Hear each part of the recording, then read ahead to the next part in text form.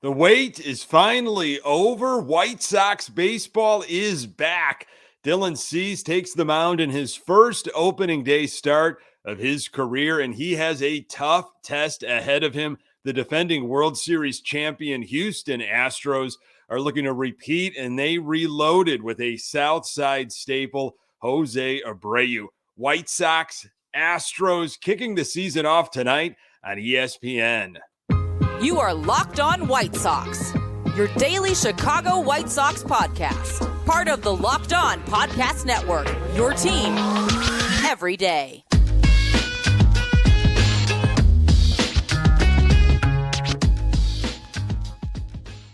Hey, Sox fans, welcome to Locked On White Sox. Thank you for making Locked On White Sox your first listen each and every day. We're free and available on all platforms. Follow us on Twitter at Locked On Sox. Also, subscribe to our YouTube channel. Just search Locked On White Sox. Hey, I'm your host, Nick Morawski, a lifelong die-hard Chicago White Sox fan, recording this podcast just blocks from the ballpark in beautiful Bridgeport. You can find me on Twitter at Nick_GGTB. Locked On White Sox is part of the Locked On Podcast Network, your team every day. Hey, welcome back to a brand new season. Welcome back to Locked On White Sox. Really appreciate you passing this podcast along to other White Sox fans in your life. Here we go.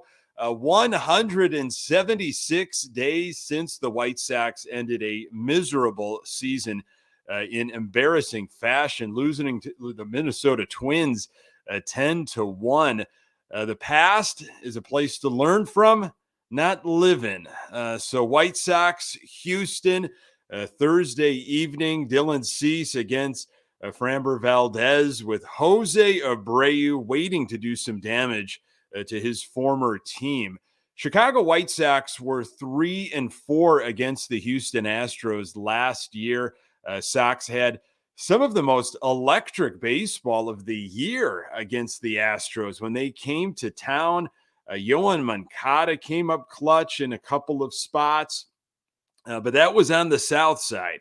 Sox are opening, of course, on the road, where they won the middle game of a 3-game series in 2022. That was the game where Johnny Cueto went up against Justin Verlander. Neither pitcher plays for the respective team anymore. Michael Kopech lost a tough one in the series finale. You might remember that game. I thought he pitched really well, but just a couple of home runs gobbled up by the Crawford boxes. Sox lost 4-3 in that finale. New year, hopefully new results. Oscar Colas is officially on the team. If you haven't seen the video that the White Sox put out through their social media ways, I think I saw it on the website. They also had it on Twitter. Him getting the call, or basically the conversation. Look, you made it. And I think it was Luis Robert telling him, he should call his mom, and the video of him interacting with family. Just an awesome scene. Good for him. He deserved it. He absolutely deserved it. He was hyped up this offseason and into spring training, and he delivered. Romy Gonzalez also officially on the team. This was according to Scott Merkin. He tweeted this out. This is what Han said on Romy Gonzalez. When we told him he made the club, he said, I'd run through a wall for this team. That's the FCC-approved version of what he said. We told him not to do that. We've had guys try to do that, and it hasn't gone well recently these past years. So that's true. We've had all kinds of crazy injuries these last few years. Good for Romy Gonzalez. He came strong over the last couple weeks of spring training. Another guy hyped up during the offseason, had a slow start, dealt with some injuries, but he came on strong, ended up having 6 home runs in spring training. It felt like he had all of them within a 10-day span. Pedro Grifol would not commit to his starting right fielder for Thursday yet. Either Colas, Eloy, or Romy, but Colas will play a lot. Eloy Jimenez is 1 for 3 in 4 plate appearances against Framber Valdez in his career. Jimenez has a batting average of .308 with 12 hits, 4 home runs, 7 RBIs, and 9 runs scored in 11 games against the Astros in his career. Romy Gonzalez has 1 hit in 6 plate appearances against the Astros and is 1 for 3 against Valdez. Obviously, Colas is completely new to everything. Possible lineup. This is what I'm seeing projected on all different kinds of sites. This is what the White Sox could go with. Tim Anderson, Luis Robert, Andrew Benintendi, Eloy Jimenez, Yohan Moncada, Andrew Vaughn, Yasmani Grandal, Oscar Colas, and Elvis Andrus. Of that projected lineup, Elvis Andrus has the most experience against Valdez. He did have those years with the Oakland Athletics. He's faced Valdez 16 times, but Andrew Vaughn has had the most success, going 5 for 11 with a home run in his career against Valdez. Dylan Cease, of course, on the hill. Again, I think he's got that bullseye on his back, finishing second in the Cy Young voting. Just an unbelievable year last year. Wants to build on that, of course. I don't think it was the greatest spring training, but it was spring training. I mean, who is amazing in spring training? Everybody's working on something. He had that rough start against the Royals, but finished up very strong. Was very happy with his velocity and where he was at. Dylan Cease has an 0-3 record with an ERA of 6.30 and 20 strikeouts and 4 appearances against the Astros in his career. Dylan Cease faced the Astros last season on the South Side. He went 5 innings, gave up 6 hits, 3 walks, 3 earned runs, and had 4 strikeouts. The only time Dylan Cease has faced the Astros in their park, it did not go so well. Back in 2021, he went 3 1/3 innings, gave up 7 runs. Framber Valdez has a 3-1 record with an ERA of 3.41 and 24 strikeouts in 5 appearances against the White Sox in his career. The Sox saw Valdez twice last season. He won both of those games, throwing a combined 13 innings and giving up only 5 runs. He also only issued 3 walks in those 13 innings and had 13 strikeouts. Martin Maldonado has the most experience against the White Sox when you look at what Houston's projected lineup could be. He's faced the White Sox 37 games, but Alex Bregman has had the most success, hitting .356, 32 hits in 24 games, 5 home runs, and 23 RBIs. In terms of facing Dylan Cease, Kyle Tucker has had the most success, going 3 for 5, but that is a small sample size. Nobody on Houston's projected lineup has really owned Dylan Cease.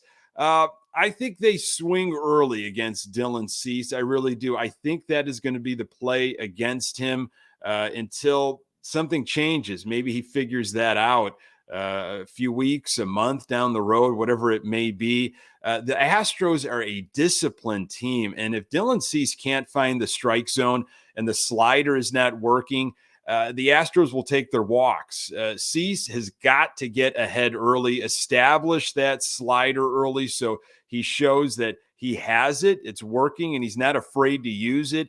But trying to stay away from long at-bats, letting the pitch count pile up and going deep in counts. We want to get away from that.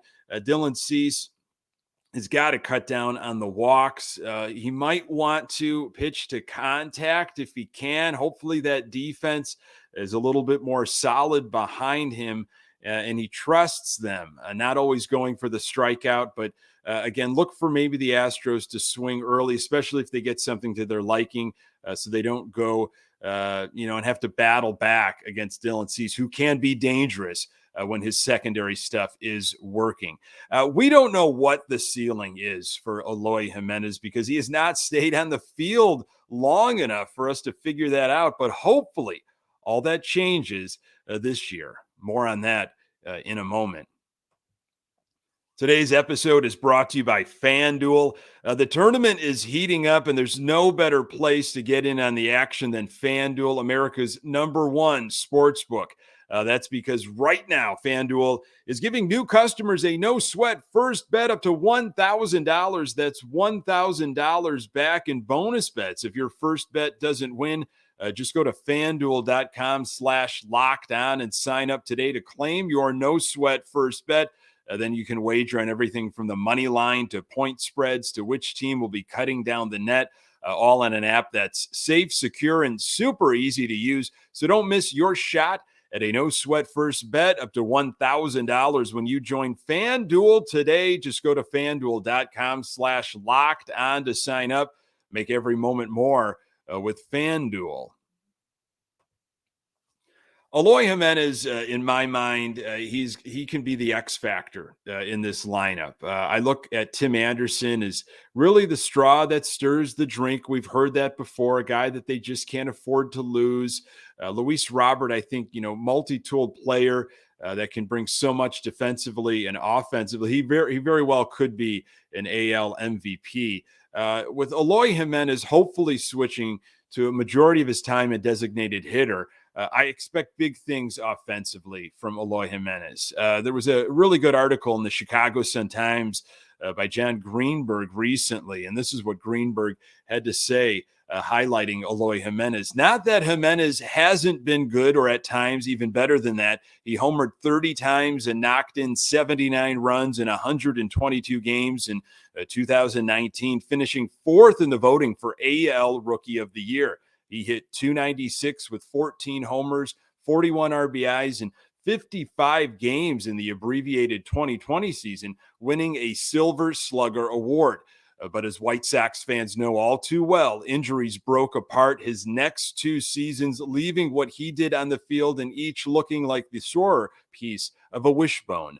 Heading into his 5th go-around with the Southsiders, Jimenez, now 26, has played in fewer than 60% of their games, missing a total of 230. His 71 career homers and 211 RBI look almost puny compared to what could have been. Does Jimenez worry at all that his shot at superstardom is beginning to slip away? No, he says, and I don't put any stress in my head about that because I know I'm still young. I know that what I can do, and I'm really working for that. So I know I'm going to have time to get my numbers and do anything I want to do in this game. And what might be the number one thing in that department, just so we're all on the same page, Greenberg asks, MVP is my goal one day to get that trophy. Jimenez says, that's my goal right now, besides winning a World Series, top of my list. We don't have any doubt right now. We just want to play. And I'm just really excited for what we have right now. Expectations are expectations, but you create what you really want to happen. We're working for us because we know we can do it, Jimenez said. Greenberg continues, forget feelings too. The bottom line is Jimenez can, even if he hasn't done so to the tune of jaw-dropping numbers yet, hit the hell out of the baseball. He easily is among the most talented hitters on the Sox and might be the best one they have. He's a pure hitter, one who looks like he's going to do heavy damage every time he stands in the batter's box, and it's a gift as well, at the very one that the Sox need most from him. That goes for this season and beyond. A first-year hitting coach, Jose Castro, forecasts 30 to 40 bombs from Jimenez this season, as long as he can, of course, stay healthy. Luis Robert calls him the whole package as a hitter, and Pedro Grifol calls him one of the best hitters in baseball. Really a great, in-depth article in the Sun-Times by Greenberg there. Eloy seems to be happy, and, it's going to be a transition for him. I think Eloy Jimenez hits more home runs than Yohan Moncada and Tim Anderson combined.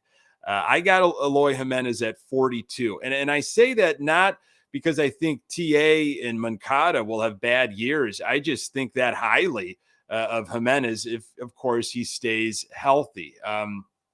He just seems dangerous, when he's on with his swing. He came right back from the World Baseball Classic and ripped a double in the first game back.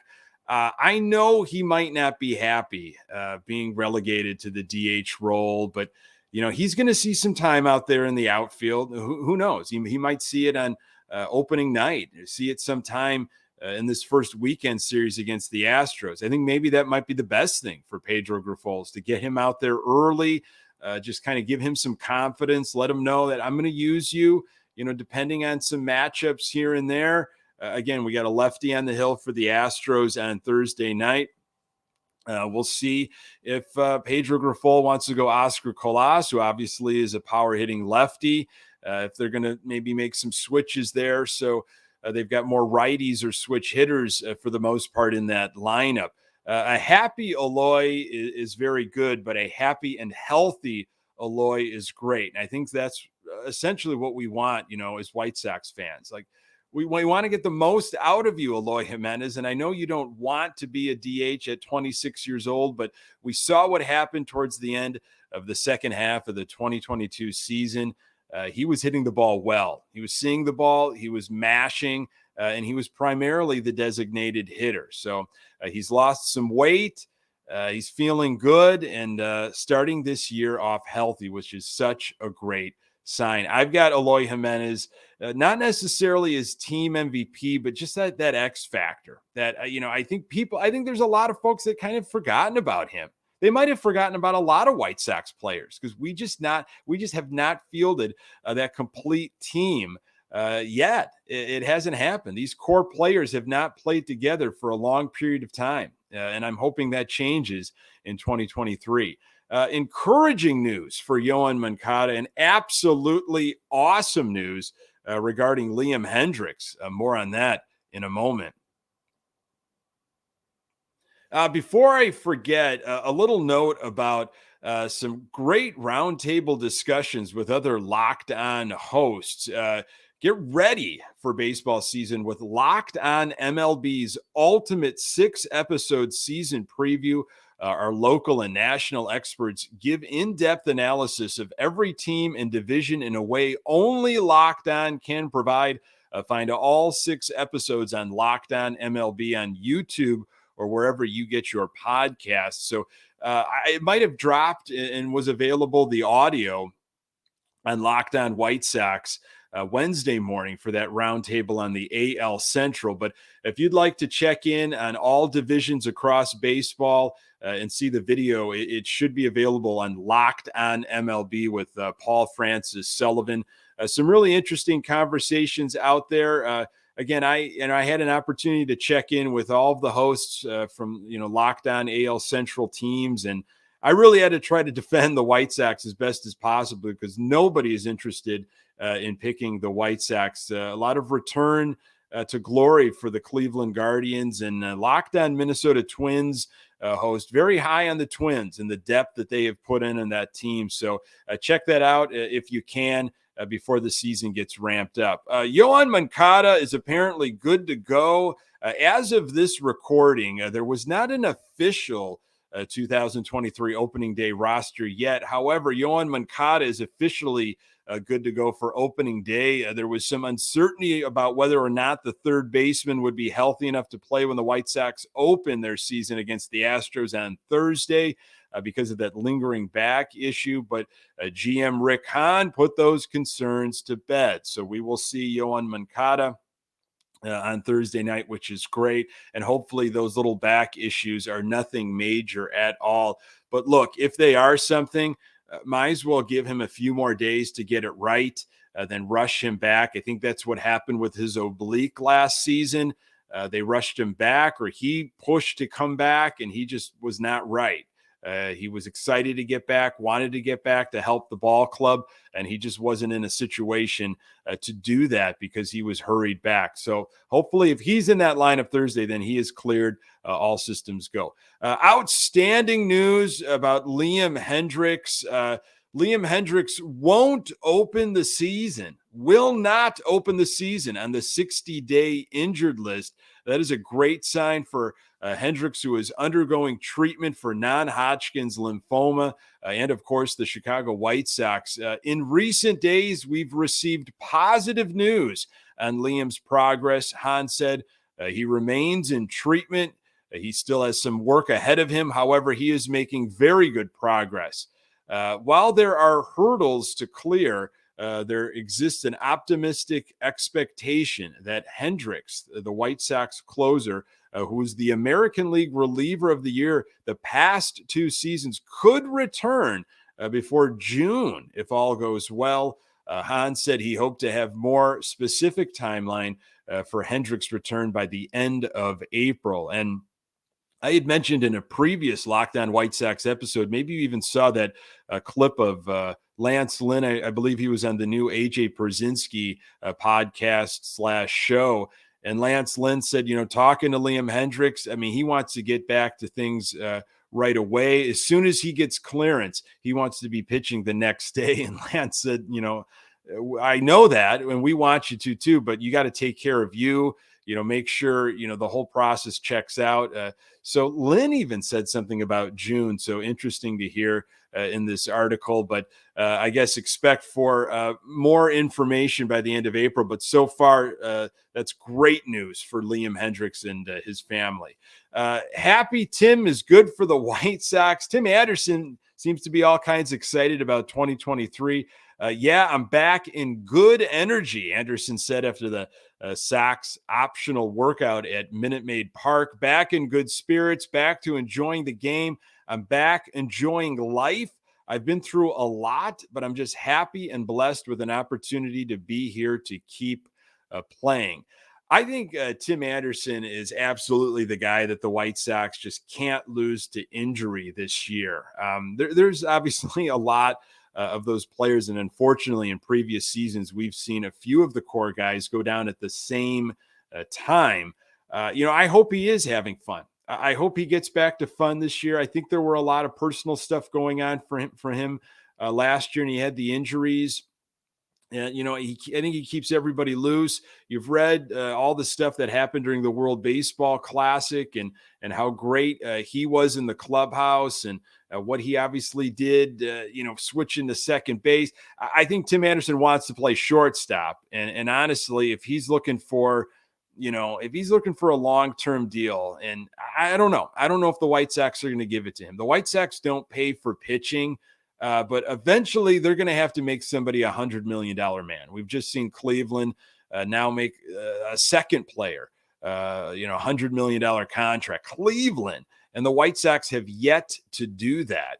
And we've got a few players coming up here that, are going to get paid, whether it's Tim Anderson or Dylan Cease or one of the other core guys. Sox don't pay for pitching. I wonder if, they go ahead and they pay for Tim Anderson and they make him the face of the franchise. Now that Jose Abreu is gone, Anderson seems to want it. Will the Sox do it? And I think Tim Anderson is going to want to stay at shortstop to show his value. He could move to second, but is that really setting him up for success for a big payday? Might as well play where you feel comfortable. And he's obviously comfortable at shortstop. And hopefully that average, what he can do at the top of the lineup, that comes back, sets the tone. We need that culture, chemistry. We need Tim Anderson having fun. So, folks, welcome back to White Sox baseball. I will be here for it all, for the good, great, bad, ugly, historic, unforeseen, and hopefully winning baseball. Thank you so very much for making this podcast part of your daily routine. You can find the Locked On White Sox podcast absolutely everywhere you find your podcast. We are on Twitter at Locked On Sox. You can find me on Twitter at Nick_GGTB. Hey, and don't forget to subscribe to our YouTube channel.